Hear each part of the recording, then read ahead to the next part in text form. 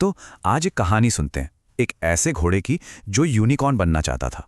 ये कहानी है पहचान की, शोहरत की और सबसे बढ़कर खुद के प्रति सच्चे रहने की हिम्मत की। तो सवाल यह है कि क्या होता है जब कोई एक झूठ के दम पर मशहूर हो जाए? कभी सोचा है इस बारे में? यही वो सवाल है जो इस पूरी कहानी की कह सकते हैं जड़ है। तो कहानी शुरू होती है एक छोटे से घोड़े से। अब ये कोई आम घोड़ा नहीं था। इसकी एक बहुत ही सीधी साधी सी ख्वाहिश थी।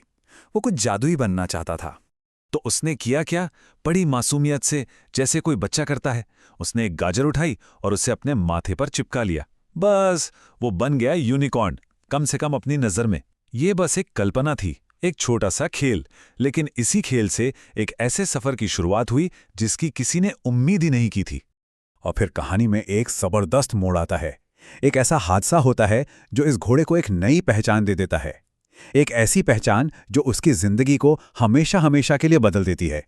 तो हुआ यूं कि एक दिन एक पिंक ट्रक उसके पास से गुजरा और छप्पाक, सारा गुलाबी पानी उस पर।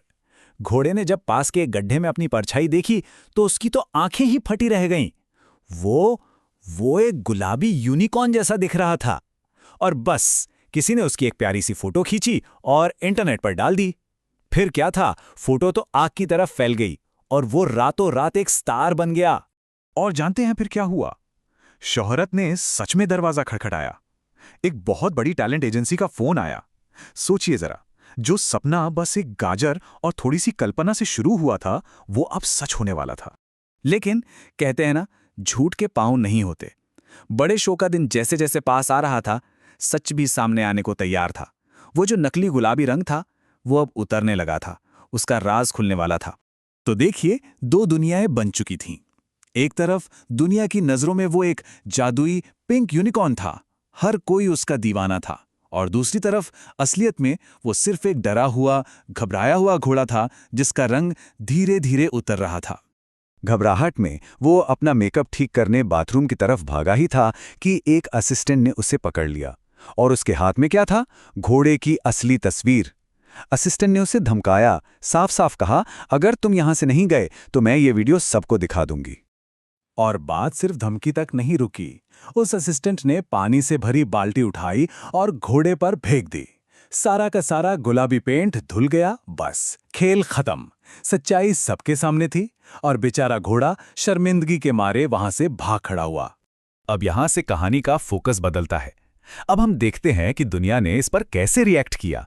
जब वो यूनिकॉर्न अचानक गायब हो गया तो जैसे पूरी दुनिया में खलबली मच गई। लोगों को उसकी कमी सच में खल रही थी। पहले दिन तो हर तरफ यही खबर थी, यूनिकॉर्न गायब हो गया। लोग इतने परेशान हुए कि तीसरे दिन तक तो उसे ढूंढने के लिए टीमें बन गईं। कमाल की बात तो ये है कि गधे को भी गुमशुदा यूनिकॉर्न के पोस्टर लगाते हुए देखा गया। मतलब हर कोई उसे ढूंढ रहा था।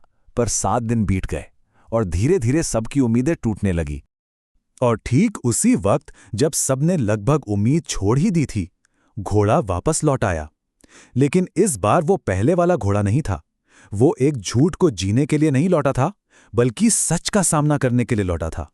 उसने अपनी सारी हिम्मत जुटाई और वापस उसी स्टेज पे चला गया जहां से भागा था। सोचिए उस पल के बारे में।